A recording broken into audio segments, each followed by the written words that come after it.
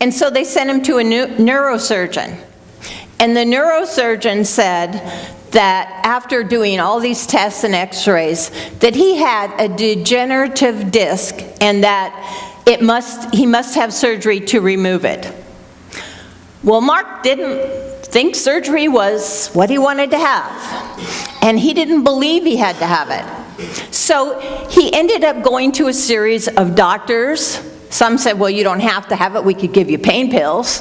But most of them recommended the surgery. He even went to some alternative medicine doctors, and there was no help. And so he decided, he was discouraged, but he didn't want to give up. But he felt like he needed a rest. So he went to his condo in Hawaii. Well, when he was there, he was talking to one of the Hawaiian people, and she suggested that he go to a high kahuna, which is another form of a faith healer. And Mark said, you know, I'm going to try anything because I don't want surgery, but I want to be better. And so he went to this kahuna. And the kahuna told him, as a first step, that night he had to watch the sun go down.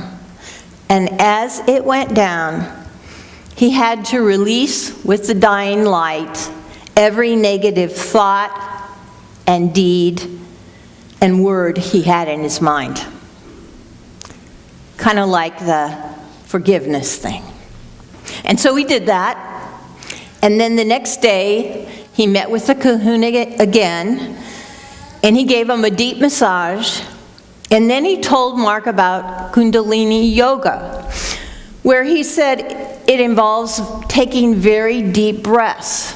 And so he had Mark go through this exercise, and he went into a very deep meditative state. Well, while he was in the meditative state, the kahuna told him that he should see the Kundalini energy and see the power of it go into his disc and regenerate it. And he said, you'll see colors, you'll see it glow, and then you'll see it regrow. 6 hours later, when Mark came out of this trance, he was healed. We can have the kind of life we want to live. It's possible. It's natural. It just takes belief and persistent focus. Ernest Holmes reminds us, expect the best to happen. I interpret that to mean expect your life to sizzle with joy and passion and all good things, and whatever you want. Ernest says, don't sit around waiting for trouble. Have absolutely nothing to do with it. It's an illusion of the natural sense. Get over the idea of limitation, overcome all precedents, and set yourself a new order of things.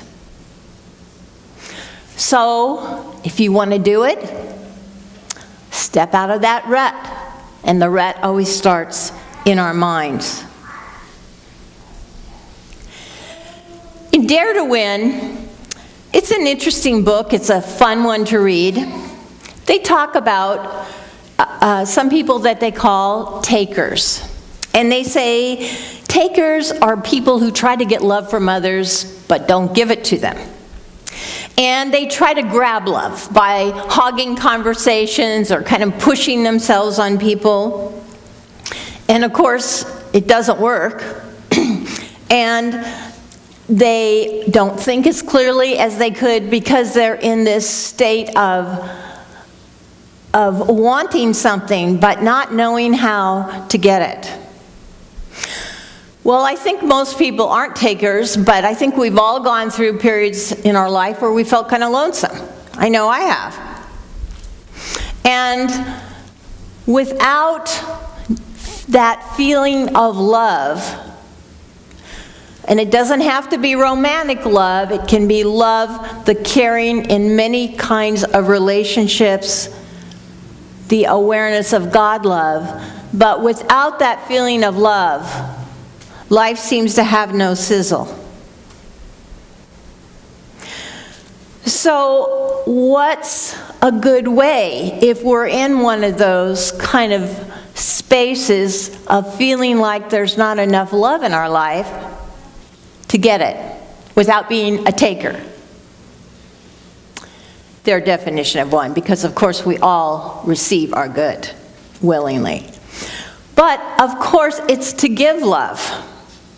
Because when we give love, then we're in a state of love. And what are we saying to the universe? Love. What does love return to us? Love. More love. So in Dare to Win, they go, if you can't find somebody who needs love, go to a nursing home. You know, there's so many ways you can give love and express it, even smiling at a stranger.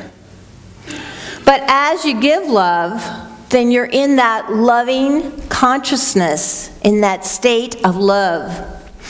And that's what message God law receives as an order to be fulfilled. And so love comes into your life in greater measure. As you all know, it's all consciousness. It all begins in mind. There was an interesting story I read about Armored Hammer. This was some time ago, and he was in medical school and had decided he wanted to be a doctor, and it was a deep passion with him. Well, he'd gone through several years of medical school, and then there was a problem, a family crisis, and he had to take over the family business. But he didn't want to give up medical school. And so he thought, you know, there's a couple things I'm going to need if I'm going to run the family business and still go to medical school.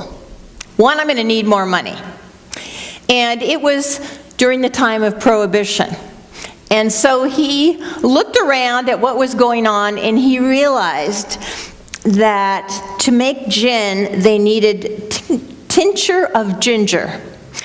So a form of ginger. And so what he did was he bought up a bunch of ginger and sold it to the bootleggers. But he felt like that was a way that he could make money to keep going through medical school. Now, of course, there's the time problem. He's spending all day long at the family pharmaceutical business. So he hires another medical student to sit in class and take notes for him.